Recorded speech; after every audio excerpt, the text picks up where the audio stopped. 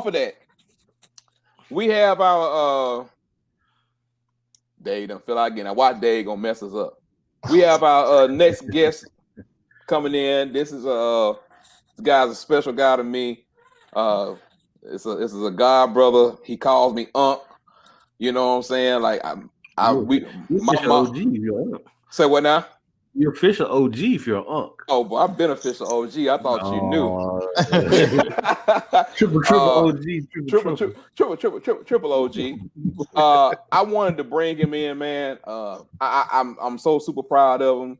Number one, you know, he's a current NFL player, played at the D1 level. I wanted to talk to him about his journey and all those kind of good things like that, and just see, you know, how he feels. And we're gonna bring him in. If we could just bring it in just 1 second here. Jordan, can you hear me? Yeah, I got you, fellas. How y'all doing? What's going on? Hey, what's going on, man? I want to let you just know, Jordan, right off the top, that Dave has dial-up internet, so so he will be in and out. So he'll be in and out right now. So until we get that fixed, we will just let you know that he might be at 10 seconds, 20 seconds. Right. So you know, you just try to just kind of pay attention to it. So Jay, what's happening, man? How you doing? Anyway, thank you, sir, Mr. Jordan. Hey, hold up. There you go. Can y'all can't hear me? We can hear you. It's just you on that dial-up delay over there. Look, that was last week's conversation. Listen, can you hear me? Can you hear me right now? There you go. He'll be back. So hold on, Jordan. All good. Go ahead. Look, man. Look, this is Jordan Veasy, man. This is my god brother. This is my dude. Him, his sisters, his brother. I mean, his dad, his mom. I love the family, man. And every time I see him do anything, it brings a tear to my eye. These guys can tell you, Jordan. I'm sure you want to listen to the podcast because we would just normally do podcasts. We weren't doing video for the past 2 years. Almost at the end of every podcast, like, look, y'all make sure y'all turn on Cal. Y'all got to see my boy. He gonna cry. Right. He gonna do his thing. When the when the draft came around, like, look, I'm trying to tell y'all that boy 6'3", 225 and will run you over and run around you. So you know, I've been talking about you for a while, brother. But I wanted to bring you on, man, and let you talk about number one, your experience as a NFL and a college player, and of course, you know, a lot of people might not know that you was one of the receivers for Kaepernick for his tryout in Atlanta. And really, because you was an underrated prospect coming out, like, talk about your journey from, like, they know it, the other three people on, because I talk to them about you all the time about, you know, your perseverance in the schools that you went through. But just from your perspective, man, talk about your journey from Gaston City High School to Washington Redskins. Yeah, and probably you could say that was kind of maybe so the origins, but a lot of it started with me actually at a younger time, really in Pee Wee football up in the middle school, man. I always had, just growing up being a coach's kid, had a lot of adversity that I had to face early on. You know, I remember being a quarterback in middle school and having to battle for certain things and not getting them. And that's where my fire started there. You know, I had to deal with a lot of politics as a child. And you wouldn't think that would be, you know, something that kids have deal with at that age and, you know, in that level of football. But I had to deal with some of those things. I was always taught to outwork others and to put my best foot forward. And sometimes I wasn't given that opportunity to do that. And that kind of affected me at a younger age. So my fire was lit in me, I would say probably then. And then, so once I got into high school, I started feeding that, and it kind of just took off from there. And just being able to facing that adversity at a young age helped me to be able to know how to deal with it when I got older, and knowing what to do and understanding the kind of the resolve that you have to have, and just not letting your circumstances define you. And I was able to understand that early on. So it helped me to kind of be able to inhibit, like my Uncle Noah said, being able to inhibit and persevere, and just believing in myself. I think that was the biggest thing, knowing that who I was and knowing that what I could be was my biggest motivator. And I can say that to this day, that's what drives me, knowing what I can be and that vision that I see myself as. I'm chasing that every day, and just loving the game of football as well. And just going in my high school years, man, I was a kid. I think when I was playing baseball my first 3 years, and then I was ended up playing football my last two. My junior year, didn't have the confidence really, but I was out there. I still loved the game, and I was still finding my way. I was actually playing quarterback up until that time, and so then when I switched to receiver, it was a new game for me, and I had to kind of find my way. But I had always been a great athlete, even growing up, just playing all sports around. I knew I was one of the best guys in my city. It was just me growing and believing and stepping into that and who I was. And so after I started getting the feel for it and gaining confidence my junior year, man, I just made up my mind my senior year that I was going to be the best. And I was just inspired by a lot of things. I remember, man, one of the biggest things that inspired me, probably, a lot of people don't know this, but I remember one of my good friends, he's like a brother to me, my friend CJ, he had took me to my first collegiate game. And this kind of when my dream first started to be even a collegiate football player. Because truth be told, I never dreamed to be an NFL football player. I remember it was I think, so it should have been 2010. Yeah, I think that's when they won the championship that year. I was down at Auburn. My brother CJ took me to the Clemson game, I think the third game of the season, and that was it was Cam Newton's year. This is when Cam was there, and this was this was his coming out party. Nobody knew who Cam Newton was his third game of the season, but this was the game I think they was playing against CJ Spiller and the Clemson Tigers, and that's when that dream kind of started. That's when I knew like what I wanted to be and what I wanted to do and where I want to go. And just from that day on, I think that's when I made up my mind like, hey, I want to be a collegiate football player and I want to be the best at it. And I can give that and I can assert that to him. I'm so appreciative and thankful to my brother CJ for just doing that, because little things like that can be a spark for anybody, just seeing it. And once I was able to see it and experience that vibration and just be in that ambiance of the college football, man, I was swallowed by it. Because being a kid from Alabama, either way, you already have this love for college football. I had always loved college football, but never really been around it. And so once I was able to actually be in the atmosphere of it and experience it, man, it did something to me inside. And that's when it really, I started to dream. I started to see myself being there. I started to believe and know that I could become that and be on that stage one day. And then from that day on, I worked my butt off to get to it. And it was about proving myself right. And also proving the people who believed in me right. Even though it was far and few, I knew who I could be and I knew what I wanted to be. And I knew I wasn't going to let nothing stop me from being there. And I was okay with however that happened. I accepted it then and there that I knew it was going to be a process and it was going to take some time. And I accepted that and I was okay with that. And so that's when the journey really started. It was crazy that Uncle Nard said that, but hey, it really goes back to that note. And I'm still, working towards those things now. It's kind of crazy when I sit and think about it, because it's so much to process, man, especially the ups and the downs and the places I've been through just through the game. So just growing up and then just being in Gas City, my senior year, man, like I said earlier, I made up my mind. I decided who I was going to be and what I was going to be about. And it was about proving myself right. And it was about proving a lot of people wrong too. I wanted to prove that I was the best and I was better than a lot of guys. And I knew I was, because I knew what the type of work I was putting in. And I knew how much I loved the game too. And I knew how good I could be.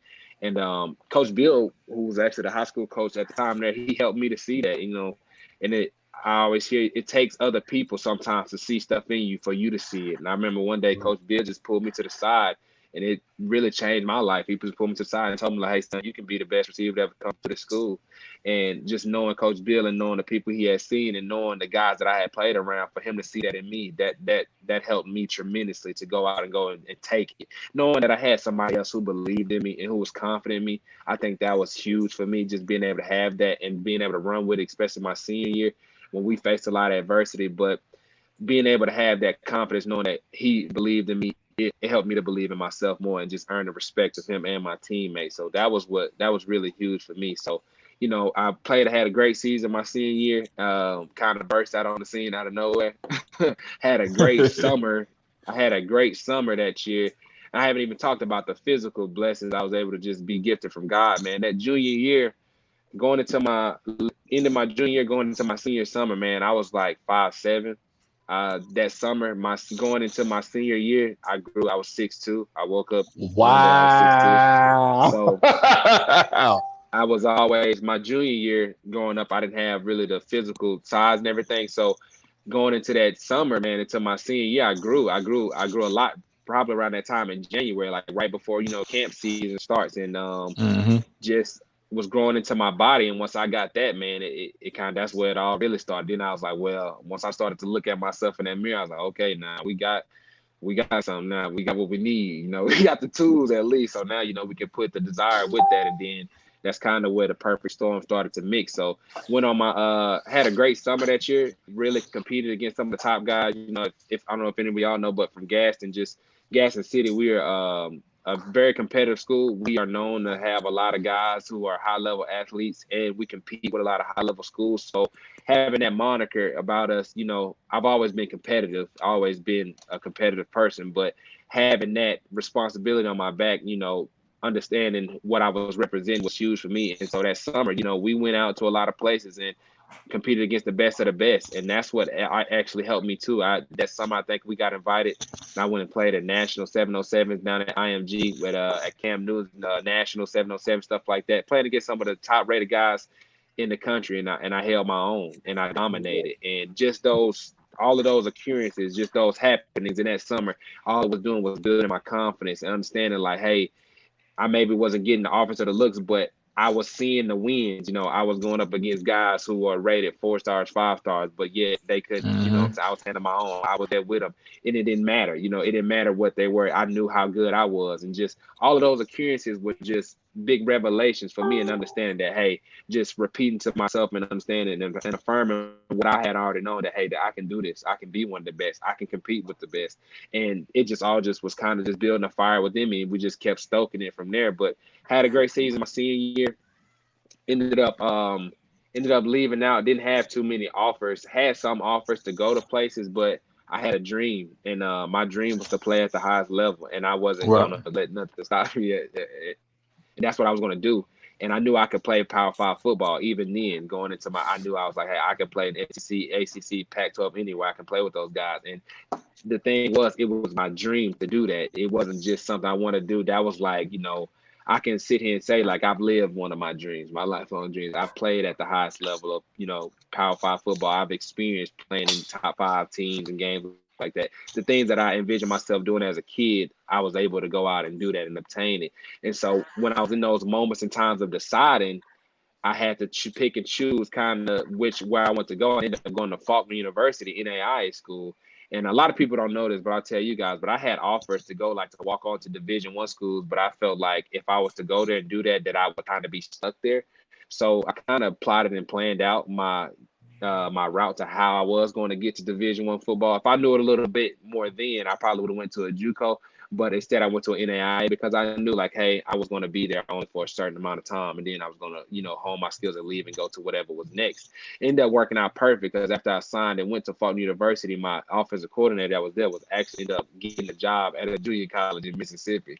So just amazing to see how God works things out. And so after playing my true freshman year at Faulkner University, which was fun. And that was a big decision for me, just being close to my sister, who was also in the Montgomery area, and also just being a man of faith. That was huge for me. I was able to grow there a lot, and just being able to go there and just let God align the stars for me. Being able to transition from that freshman year, playing as true freshman, to then going out in Mississippi to a junior college where I was at, where I faced a lot of adversity there, man. I was an out-of-state kid. I was an out-of-state kid, so being, if you know that in NJCA rules, you can only have 8 out-of-staters on roster, right. Stuff like that. So I was competing with these other guys who were bounce backs.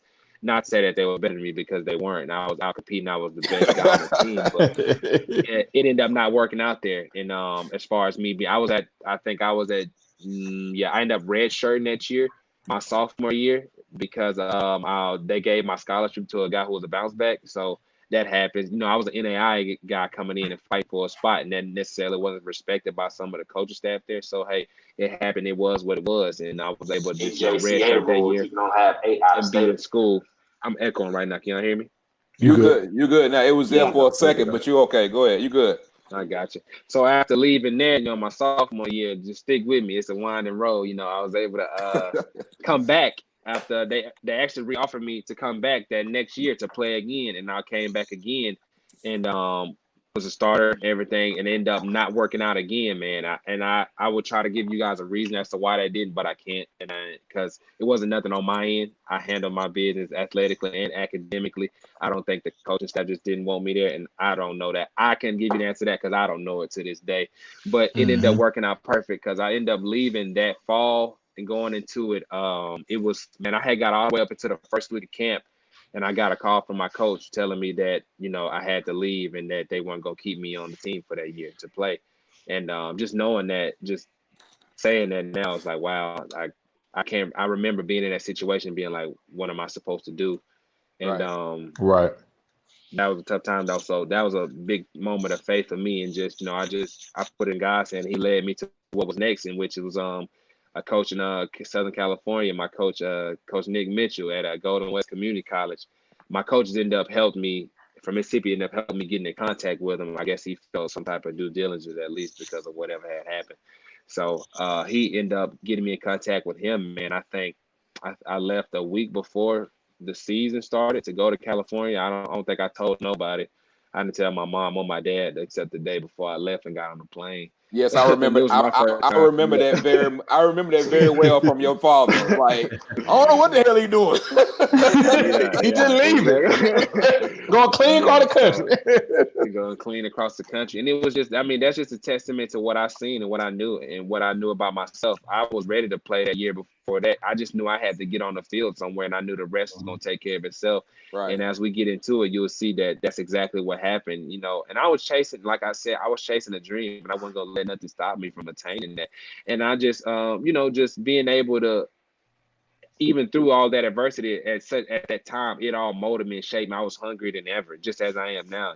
All it was doing was building more and more in me. And so when I finally got my opportunity to, show what I was about and exhibit it and, state my case that I am one of the best players in the country and I could play, I did it. And I was able to go out to Huntington Beach, California, I think a week before the first game. I think my first game I had like 250 with 2 touchdowns.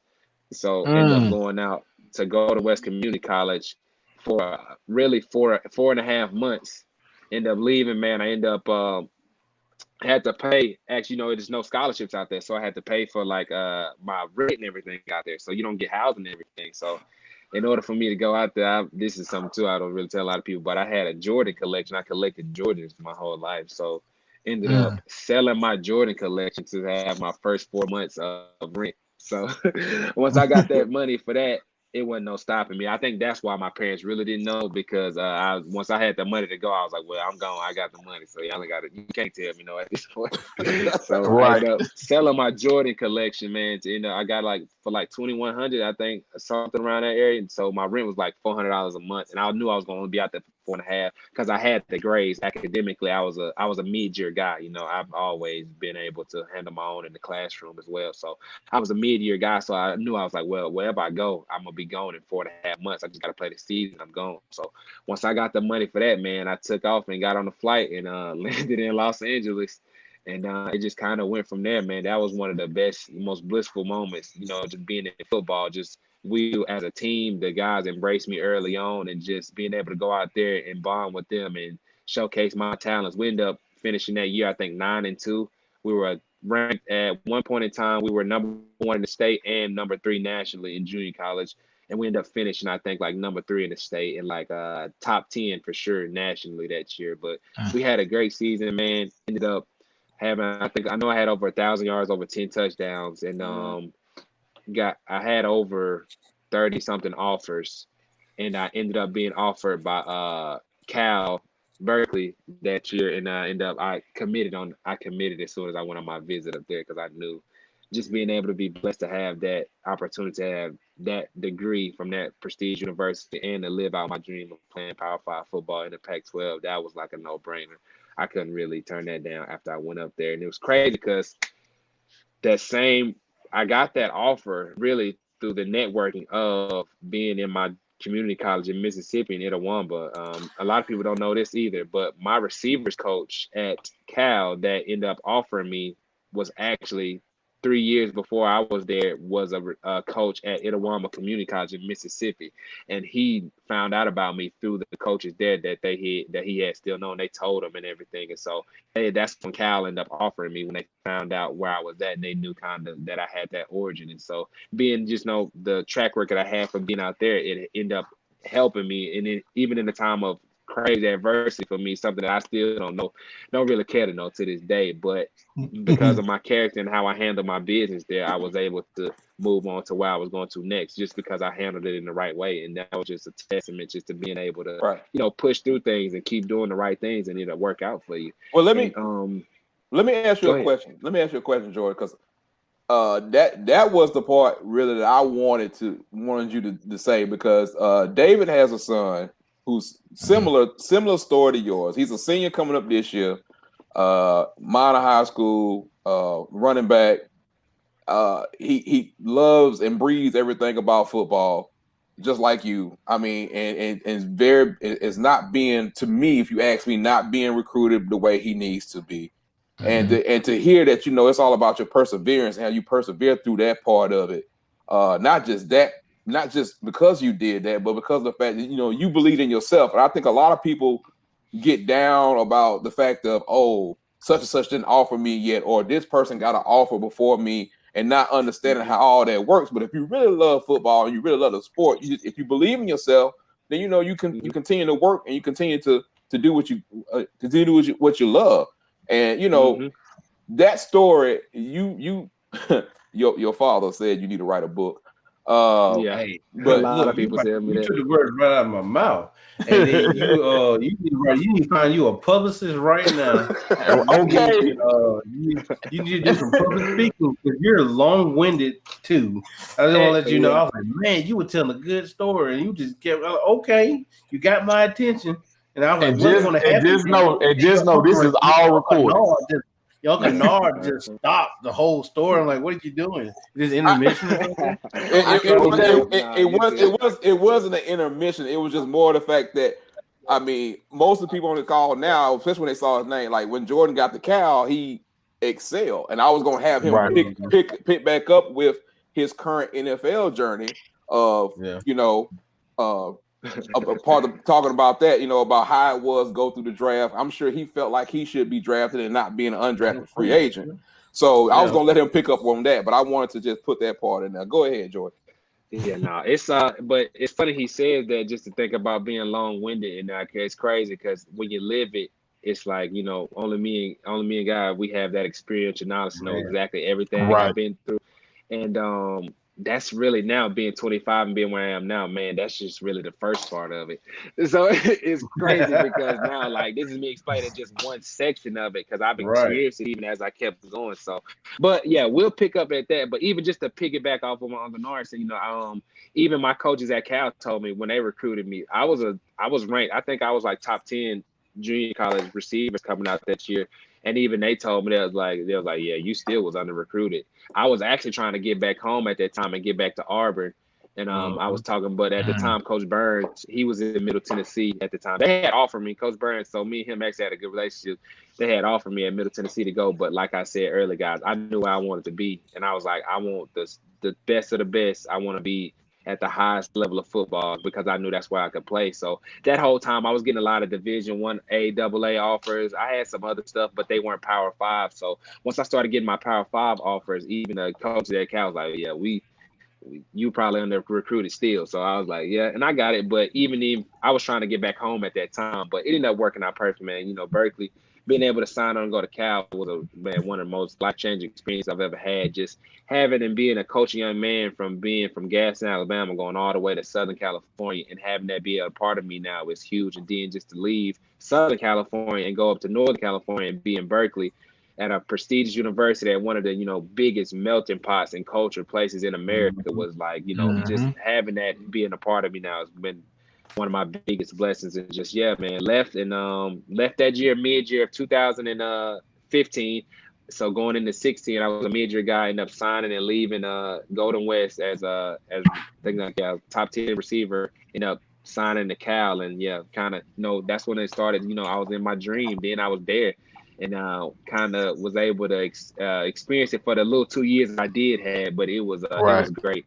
My junior year ended up going on. I was playing all in the slot. I had I think I ended up finishing that year with like 4 touchdowns. Can't remember as far as how many catches and yards, but had an okay year. Probably not the year that I expected to have, but I was still getting adjusted to being on the college scene. And then my senior year, we had a coaching staff change in 2016 with Coach Wilcox that benefited me greatly. And I was able to go back on the outside where I was more natural, what I was more used to, and got back to that game and had a real good senior season. Ended up finishing, I think, with like 9 touchdowns and had a good, I think, over like 600, 700 yards. Had a good season and ended up going after that, going undrafted and signed with the Tennessee Titans in 2018 draft. Like Uncle Nar said, yes, I did think I should have been drafted. I did, and but it just came back to a testament of who I was, and it didn't matter, at that point in time. It became a new dream that I was chasing. After I achieved and went and played and excelled at Cal, it became now when I got into the league, it was like that same thing refestered. It was like I wanted to prove to myself that, hey, this is the league now. This is the best of the best, and I knew I could play there as well. So it kind of just like reinvigorated itself and reinvented itself. It was no longer about Hmm. the college ranks. Like I said earlier, I never really too much dreamed about being in the NFL. I always wanted to be a college football player, and once I was able to achieve that and go, it became now the league because it was another like basically it was another challenge to me, another challenge to see, and to prove myself right, and also to prove others wrong and let them know like, hey, I'm the one of the best. I've always been the best, and I play with the best. And so that kind of just reinvigorated fire within me and kind of going back out there and I had a real good year my first year, especially going into Tennessee. I had some very, very good times with them. I learned how to be a professional in Tennessee. One of my biggest blessings, and also one of my biggest adversity that I faced was being when I was cut from Tennessee. I felt like I should have been on that team, at least on the practice squad, especially the plays that I was making and the things that I was doing there. And Right. it brought me back to the drawing board. It did. It really it brought me back to the drawing board, and me being able to kind of ask myself that question again. It's like, hey, is this what you want to do and this what you want? And I knew that that's what I was, and I knew that's what I did want, and I wanted to prove that again. So that's when it kind of just re-stoked at me, especially having that fire of being cut. If you've ever been cut from anything, I was actually cut before that, and had my junior college in Mississippi, so I had experienced it before, but this one it was a lot more for me. So I was a little bit, I had some experience with it, but I knew having that experience, I knew what I needed to do. Like I knew that that wasn't the end all, just having Right. those past experiences, knowing how to affirm them and be able to apply them again when I was able to face it in another situation was huge for me.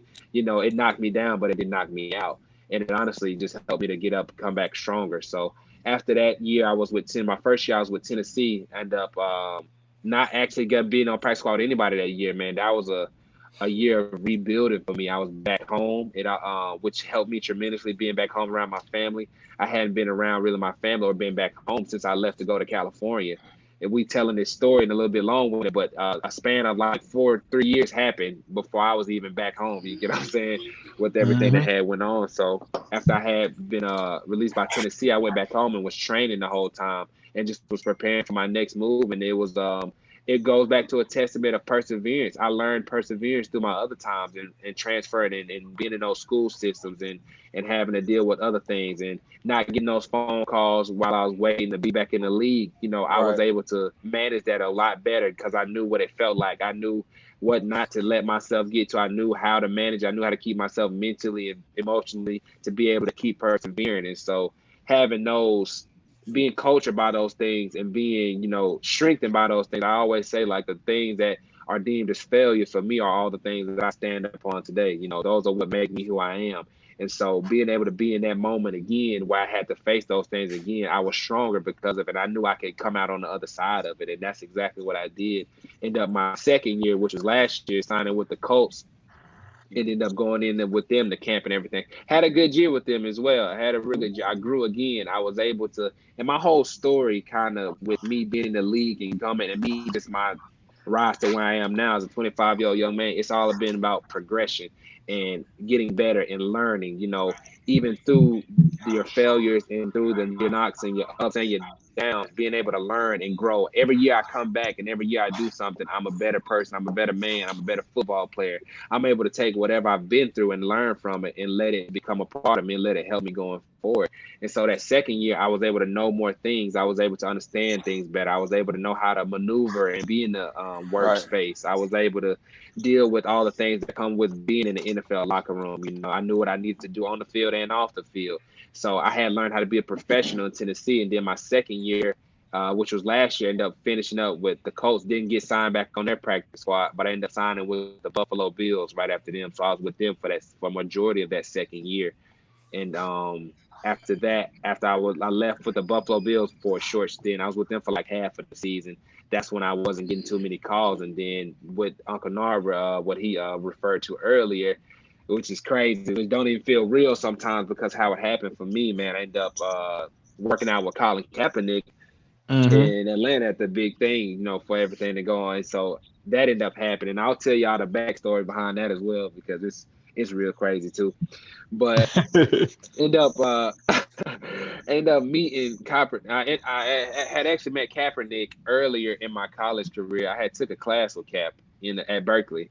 So I had already kind of had some previous dealings. We never introduced myself to him, but we were in the same class. We shared the same classroom and kind of had that just had that collective occurrence. But he was in a class with me at Berkeley back in 2016, man. I ended up thinking I was here, I was home, I was working out, training still, you know, staying ready, being ready. I had workouts going on and stuff at the time. I wasn't just, you know, not doing anything. I had workouts going on, but no, I didn't really have a catch yet. So I was thinking to myself, I remember the news had broke and I was just thinking, like just sheepishly thinking, I was like, man, he said he was in Atlanta. And I started thinking to myself, I was like, I wonder if he gonna need a receiver to get the ball. Because I was thinking, I was like, this is an NFL workout. I go to NFL workouts all the time. I know he's not just gonna have no average Joe person out there catching routes for him and stuff. Right. So I started thinking, laughing.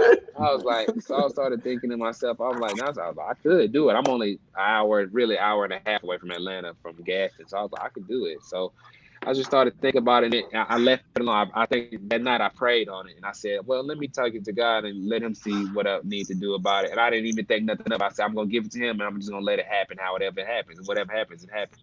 Wake up the next morning, I think I let 2 days pass by. And that's when I started thinking, I was like, well, let me send an email to somebody. End up emailing Kaepernick's agent and inquiring about the workout. And he actually ended up responding back to me later on that night while I was training. It was probably around like 12 a.m. He had hit me up and I was out training, doing stuff. Always, when I get home, I get real nocturnal. I train in the nighttime, and then I sleep during the days. So, but when he emailed me back, I was like, well, this could be something now. Then I was like, okay. That's when I started telling. Then I started Right. telling people. I started telling my agent and everything. I ended up getting in contact and telling my agent, like, hey, I talked to his agent and stuff. You know, it may be a possible thing. You know, because at first I told my agent when I even had the idea come in my mind, he agreed too. But then I was like, well, let's see first. And so after that, I told my agent, I think it was the day before the workout. It was, the day before the workout. I was like, hey, I know they're going to want to get like a practice session in before they actually do it. So if we going to reach out and ask them something, we need to ask them now. I ended up telling my agent that he had actually had dealings with Kaepernick's agent prior to that. He had met him. So he was able to reach out to him and got a response and told him, yeah, let's go ahead and do it. And so they ended up asking me to come to Atlanta, drive over that day at Georgia Tech's facility. I think I'm around like 11 a.m. So that's an hour ahead of us. So I had woke up early that morning anticipating like I need to be up early because if they do say I need to be ready to leave and get on the road. So I was like, so the whole time I was like, just like in the batter's box. I was just in the batter's up cage. Like, all right, make sure. I don't know what's gonna happen, but if something do happen, I need to be up and be ready. And so my agent, I think he hit me up at like 2 hours before I needed to be there. I was like, hey, they said come on. So it was like, okay, so it didn't happen. So I ended up going and throwing with Cap and getting the practice run. And, it was just basically like routes on air and stuff we do all the time. So that was nothing. And just being in the equation with him. And then that next day was the actual workout. And that's kind of when the everything started, man. And I never knew, I was going there to, showcase my talents and also help out Kaepernick. But I never knew that I would be a part of something that big and what it ended up becoming. And I'm just blessed to be able to have that experience, to be able to share that with him, and now have Kaepernick as a brother to me, to be someone I could just reach out to and talk to and just have in my corner. and just also to have been a part of that history and have been there for him was huge for me. And it was like something out of a fairy tale because I never expected that. If a lot of people don't know, but behind the scenes, all that stuff was just like it all happened exactly how it happened. None of that was planned. It was all off of reaction, or to the point that when got up there that day, we were supposed to go to an NFL facility, and it was supposed to be sanctioned there. It was supposed to be a private workout, something you guys have never even seen or heard about. But that was one of the biggest things for Kaepernick, and just his personal situation that he wanted was transparency. So after that, and when they couldn't agree to terms on that, that's when Kaepernick and his team kind of took everything by the reins, and we took a hard left, and we just went with it. I had given him my word already, and and I also wanted to be there for him just as much as being able to showcase my own talents. I think everybody in the room did that as well. So whatever they decided on, we knew that's what we were going to do. So we ended up heading out, to Atlanta to a local high school, and ended up showcasing our talents. And we didn't know it was gonna be like that as far as the media and all those people that were out there, but they were for sure there. And so having that and it being that, man, it was crazy because it was like a couple of days before, man, I was just joking about that. And then I was there, and I was there and I was in it. And then I ended up being like the guy. I was like the main clip that they used as far as when a Cavs deep ball, it was me. And I remember like going home and that night and just turning on the TV, and I was like all over CNN and ESPN. And I was like, wow, it's something I just, gave and just prayed on and gave to God. And he sanctioned for me to be there. He chose me to be that guy catching that ball and doing those things. And it was crazy because I hadn't even told anybody. Only my mother knew that I was leaving. It's kind of similar to that California story. Only my mother knew. Only my mother knew I was going to Atlanta that morning because I told him I was leaving. One of my good friends knew I had told him that night what possibly happened. And that was it. And my sister, Amber, I told her, I think, that morning as well. But those are the only people who knew.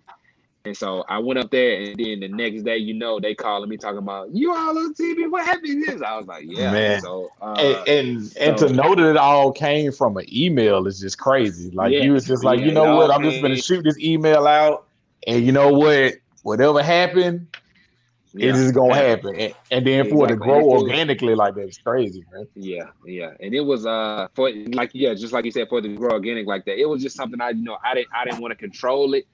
I was gonna I was gonna put my best foot forward and do what I need to do, and then hey, whatever else happened, it happened. And so I just knew I was gonna be ready. And that's kind of what my whole my moniker has been about me in general, just in anything. No matter what I go through and what I face, I know I'm gonna be ready because I love the game that I play. I do it for free if I could because that's just what I love to do. No, and so not. it's about. I wouldn't, but yeah. But don't tell you something. Your agent right now is saying it's cussing you out. No, don't do it. Don't say that. Don't do it. No. If he had it in some type of way, I could be able to do that. But yeah, I get y'all. But no, will I pay for free? No, I'm not. I will not. But no, not at all. But man, just to be in those moments, and it just attributes to everything I've learned in my journey, and being ready, and always being prepared, and not letting your circumstances and your situation define you. I think that's huge. And when I come back to anything that I can just go over just my life and my journey, it's a long one, and it's still being written, which is the crazy part. Right. And it's only the beginning for me. In that same fire that I had then, I have it now, and it's even bigger because I'm getting closer and closer to it. I'm with every step that I'm taking, I'm growing, I'm better. I'm learning things. I'm able to have that knowledge now, and that's what it's all has given me. It's given me wisdom and knowledge. And so, a lot of people, get hindered by their failures and their losses. But man, I can tell you just in that story, I've lost way more than I've won. And those losses give you a great perspective to be able to keep going forward, to know that, hey, eventually you're going to get this right and you're going to win, and you're going to win big. And so, and I understand that, and just knowing who I am and understanding, as far as my faith in the man that I'm going to be and the man that I see myself as, that's what I'm chasing. That's what I'm trying to become. And that's what I'm, and that's a process, and that's a day-to-day thing. And just everything else will take care of itself as long as I'm putting my best foot forward and, being me authentically and organically, and just, being who I know I can be. And so after that workout, it was crazy. But yeah, it happened, and then everything was on CNN, ESPN, man. I think the Jets were out there, the Redskins, and the Browns and the Eagles. They were the teams who were present at the thing, and so I was able to talk to them and ended up being signed actually by the Redskins. I think a week and a half later, I was signed by the Redskins. Ended up finishing the year with them on their practice squad.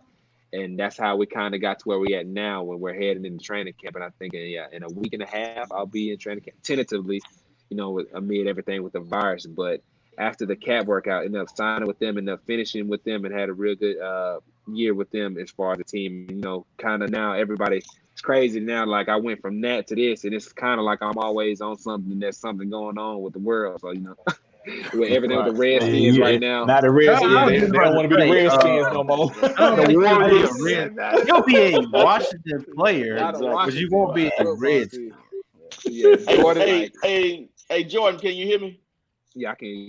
Oh, he's on Hey, I got goddamn, Mike, you can hear me. Got one question for you, man. I was watching YouTube last night, man, because I heard you coming on the show, right? Mm-hmm. So I watched a couple of your KL highlights, man. You were making some NFL catches back then, but I got one question. Did Kip teach you how to push off on that fade route when you was at KL? Nah, he teach that. He teach that. That's something you gotta learn by playing the game. You gotta learn how to do it. You gotta learn how to be slick with it. It's just a part of it. Nah, he didn't teach me that one though. He did. But Man, yeah, white. I did a win. Don't get that man daddy started, please. Because he already over here. He already over here in the comments talking mad noise as his son is sitting there describing what's going on. I want to ask you this though, Jordan. Like, this is a question that Ben had because Ben was moving today and he had a lot of stuff going on, so we didn't know he was gonna be on or not. So, as you get ready to go into camp, who are you looking forward to facing as a DB? Well, even in that, I've learned too, and being able to just learn and grow, man. I really compete with Jordan Veasy, and I found that as I do that, it puts something in me that's it's greater and beyond competing with them because every day if I can see myself and better myself, then they can never even they can never even challenge me in that point. And that's what I say. Even into that, they just faces out there when you really go to it and when you start playing ball. Because it's all the same thing. It's just a different person, different techniques. You learn them, you grow, and you play them. But I really don't even look to it like that. I look to dominate. I truly do. I don't really look to see anything. I look to dominate no matter who it is, from the best guy to the worst. I look to win every single opportunity I get to. And I think that's the best way to handle it, being in the league, because that's how you have to be. When the opportunity presents itself, you got to dominate, and you got to be able to win no matter who it's against. Because if you show that one day the best guy, you beat him, but you can't beat the worst, what does that say? You get what I'm saying? So you got to be able to just every single day, the notion and at the end of the day, the end all has to be that he wins. And that's what I'm going to set the tone and set the precedent. That's what I want to be known for, knowing that, well, at the end of the day, when they turn on the film and when they have to create and build an argument and a case for me to be on that 53-man roster, they have to say, well, he can because he has won. He's won repetitively, and he continues to win no matter who it's against. So you don't even look at those things. You don't even get wrapped up in it because it can take you for a whirlwind. And then honestly, to be honest, in my personal experience, it can take you to a point where you're not on where you're off your game, where you're thinking about stuff that absolutely does not matter.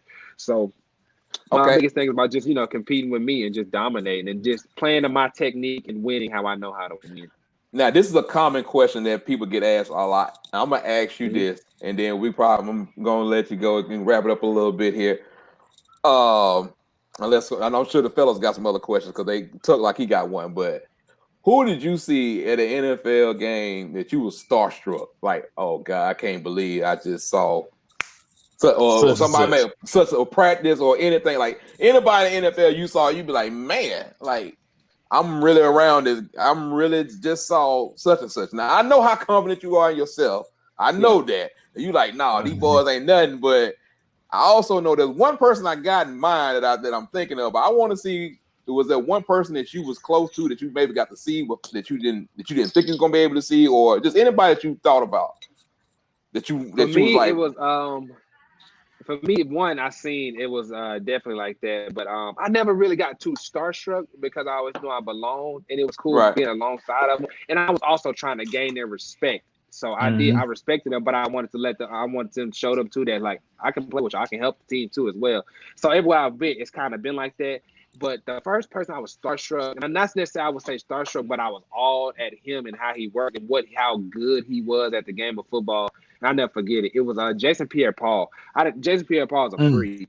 I didn't know Jason Pierre-Paul was a freak like that until we were in joint camp with them, and I seen him do some things to one of the top like left tackles in the world that like I was like damn, like he liked it, you know, and I never had seen grown men do stuff like that. And I was like, but when he turned on the switch, I was like, damn, like that's dominate. Like he was like, that was one I know for sure. It was Krill, it was Andrew. Andrew was kind of like that. It was really good to be around Andrew, but Andrew is such a down to earth guy. It's hard to be stuck, you know, starstruck around him because he's so welcoming and he helps everybody along the way. Hey, so Jordan, Andrew was one. Jordan, how big really is Derrick Henry? Derrick Henry's pretty big. Yeah, he's big. He is really big. Yeah, Derrick is big. And it's crazy. He's look, I ain't even a front. I was thinking to myself, yes, I was congratulating. I had him comment on his page and congratulating him. I was happy to see him, you know, get compensated for what he deserves and being able to see that. But yeah, I remember being in those camps with being there and seeing those guys.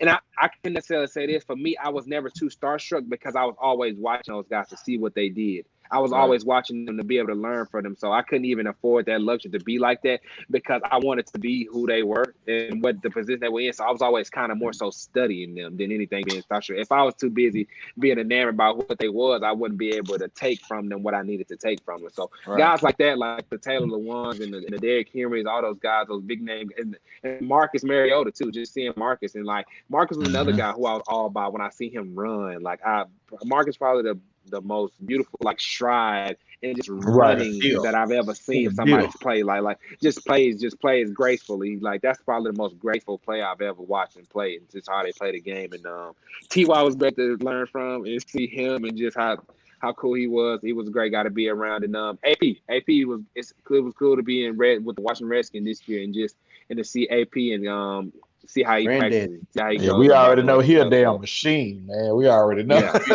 Just watching him, man, it's amazing. Like, you know, to watch those veterans, those guys who you guys talk about who are like dominant in the league, man, it's great to see them and just see how they are what they are, you know, and that's kind of the best thing as far as like watching guys like Delaney Walker and, you know, these great pros, the guys who are veterans, like just pros, know how to play the game, know how to go about the game on and off the field, and just know how to, you know, do things the right way. And it's just good to be able to watch them in their process. And that's the main thing I was able to see just by studying them. And that's what I was able to do. But for sure, Jason Pierre-Paul, yeah, he was freaky. I remember him. Yeah, that's the one for sure. I was like, wow. That's what's up. So that was dude. He is that dude. But before we first of all, let me give a background over here, Jordan, between Tuck and David. David is a diehard Eagles fan, and Tuck is a Giants fan. I believe. Okay, so we got we got a little beef, but Tuck is. I think I don't know. I never really asked you. I don't know if Tuck is a Giant. You know, Tuck's first cousin is Justin Tuck. So I never really thought to ask him, is that the reason why he's a Giants fan? But I'm pretty sure that has a lot to do with it. But, you know, I wanted to give the guys opportunity to ask that question. Any other questions that y'all have for Jordan before, you know, for being, first of all, thank you for being so gracious with your time, first of all. Yes, sir. Thank you. I was about to say, thank you for, you know, telling your story. You know, I already told you, you got your story, young man. You got something there. All I ask is if you don't mind, can you talk to somebody for me about? Man, hold on. Whoa. Ain't nobody getting nothing before the uncle gets it. Right now. I just throw that out there. You know, if you wanna, I just want to throw that out there. Just throw that out there. Kevin said he don't sign fake jerseys. He don't sign. First of all, don't even. You sold that. Your auntie sold that. That look like, hey, Dave, that's a Coosa County special. Coosa County special. All right. If you're ever around them, you know, you can just. I got you. Let me. What about you, Ben? You got anything you want to add? I'm good, man. I know with y'all with the coaching change, are you looking forward to getting out there with Rivera? I know going from Gruden to Rivera is going to be definitely different. Yeah, it's gonna be. I didn't actually. Well, I was there with Coach Jay Gruden at the time. It was the interim head coach and Coach Okay. Callaway last year when I was there. So, but yeah, very excited about just the whole culture and regime change under Coach Ron Rivera. Excited to see him. Mm-hmm. He's actually a former Cal athlete as like me. So, be cool to kind of be able to transition and see the new regime and the culture that they set. And just everybody don't know what's going on right now, but everything with the virus and everything. But it's Right. gonna be I'm very excited because just very excited to see the work that's been put in. This has been a very trying time for a lot of people, so I feel like this is gonna be a great opportunity for those who love the game and who prepare themselves to be able to show and exhibit that, because it's gonna have to be that way because we've been, like we said, just the whole I think the whole main focal point of this conversation has been like just being able to adapt and be able to Mm-hmm. persevere through adversity. And I feel like just this year in itself has been exactly that. And I'm excited because I know what I've done and I know what I've been doing. So it kind of been nothing has really changed for me being in this whole time because I'm used to being on my own doing things this way and being prepared no matter what the circumstances may present. So being able to kind of have this, I'm excited about this year and the opportunity that presents, and just to get back in the building with the guys as well. I do miss being in it because usually like around this time, like a couple weeks ago, we would have been Right. in the building, but we didn't get That's none how I of was that. going to say. So When do y'all yeah, report at this point? tentatively we're supposed to report on the 28th. Camp's supposed to start, but that's all tentative. We still have Okay. the PA. And the NFL is still even trying to reach agreements on what they're going to do about protocols and stuff in that matter. So we will see, man. Everything right now is up in the air, Okay. but none of that stuff yet. At the end of the day, you got to be able to control what you can control. So whenever they say when we're ready, I'm gonna be ready. So we'll just take it That's from what's where up. it is, go from there. Hey Dave, you got anything? You got anything that you want to hit him? I know you got. Where is your son? He right. Actually, he right here, man. He got the other AirPod in, Oh, so he okay. was able to catch some of the end part of it. When Jordan was talking about his attitude he takes.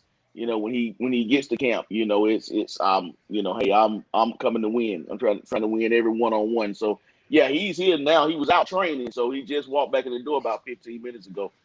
So yeah, he has the other AirPod in, so he's been listening along with us.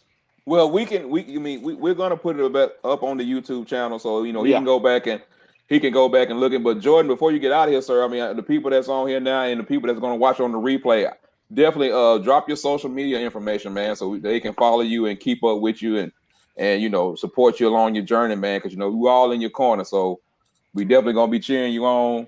You know what I'm saying? Hope to see you catching them touchdowns on Sunday. So go ahead and give us your social media information. Yeah, we will for sure. But my Instagram is @jveasy_, and my Twitter is @the_Jordan_Veasy. So pretty simple, but my name and just V plus easy is how I tell people to spell it. That's the easiest way to remember. So, Yes, sir. but yeah, man. But yeah, we'll go from there, man. I really appreciate y'all. It was fun, man. Y'all hilarious. I like it. I love that. Just the environment, just being able to speak to y'all, man. Feel like I'm speaking to somebody like for the guy from Gaston as well. So it's been great, man. No, I appreciate y'all so Hey much being man, able to We trying to be on our best behavior tonight. Renard kind of gave us that. Y'all He did gave us that good. speech Y'all did prior good. too. So we're trying to be on our Man, best behavior. we were told by our president we got to be careful. Right. And then you said you went to Faulkner Yes, too, sir. and I had like, you know what? We got to be no cussing Yeah. and everything. And I'm like, oh, okay, let's open this thing up. Let's ride. I'm ready. Because I'm the loud one, so Yeah, he is the loud one. Yeah, he's why I'm talking so loud right Light now. one and loud. Jordan, I got a question. I got a question. Can y'all be quiet and let David talk for 2 seconds? Jesus Oh God! Come on, shit! I just want Mr. you to Wi-Fi. repeat your Twitter handle because I'm about to follow you now. Oh I man, got the Okay, Jordan Veasy. There you go. We'll say that again because Tuck won't shut the hell up. So I'm trying to hear what you're saying. There we go. You ready? I'm ready. The Jordan Veasy. THE then Jordan Veasy. There we go. Hey Jordan, you got to go slow for the old folk, Jordan. Nah, I get it. Listen, He got them specs on. Trust me, I know. I'll be in here. I'm with my mom right now, and she's not tech savvy at all. So I'll be having to be patient with her. So I'll be patient with you. Ain't no thing. I get you. I got you. No, you ain't got to. You ain't got to do that. The problem is you got two people that won't shut the hell up for 20 seconds. That's right. That's so right. that you can say what you need to say. And what people don't realize, the two people that doing all the laughing and being loud, they were the two late motherfuckers on the show. Yeah. Late today. late. I was on time today. For a change, I was on time today. Okay, I was on time. Look. Hey, look at David. hold on. Look Hey, at David rubbing up an accident. You better calm down. Can I talk for 2 seconds? Yes, sir. There you But go. Jordan, what I was going to ask you, man, like we might we don't know what's gonna hold with what season, man. But the thing about our show, and a lot of things that we're getting ready to do now that we are officially an LLC, the one thing that we love about our podcast, we don't like coming at stuff from fans. We like the deep part of football. We like the real part of football, people say. There's 1,000 shows out there that act like fans, but we like to be, to take it from my boy Funny Man. Unfortunately, is be like a fanalist. Like that's what we want to know. We want the game part of it. When people don't really understand, they just watching the play. They don't understand all the audibles, all the variations that go into the play, or things that can actually happen, stuff like that. That's the part of the game that we want to talk, that we want to know more about, that we want people to hear more about, because that's the part that people don't know. They just watch the game on Saturday or Sunday, and they just looking to see what happens and what they're looking at with their eyes, but not really knowing what's going on. So if we was able to get you back on, man, for anything, we would appreciate it. But bro, I just really appreciate you taking the time, man, like for real, like and telling your story, man. And anytime you want to come back, man, or whatever, we appreciate it. We got a lot more stuff coming, a lot more different things we about to do, man, and we just appreciate you. So just continue rocking with us, and we got your back also, brother. Yeah, for sure. Now we can do it for sure, and we'll dive deep into it, and we'll explain some of the other stuff as far as being able to help other people understand the game. Say it is a lot to it, but that's what makes it the best part of it. That's what makes the best of the best. They're able to take it at a high level and process it and then execute it. So yeah, we'll get into it for sure, man. We taking one step at a time. Go to camp, go make this thing happen, and we'll go from there, man. I see y'all, but we'll do it again. All right, for sure. man. That's it, Go man. get it, man. brother. Appreciate you, bro. Go For get you. Only you, Jordan. Only you. I'm only pulling for you, Jordan. That's it. I'm not pulling for nobody else. Hey, I appreciate y'all. Y'all be thank good, you, man. Appreciate all right, bro. y'all. I'll see y'all. Y'all have Take care.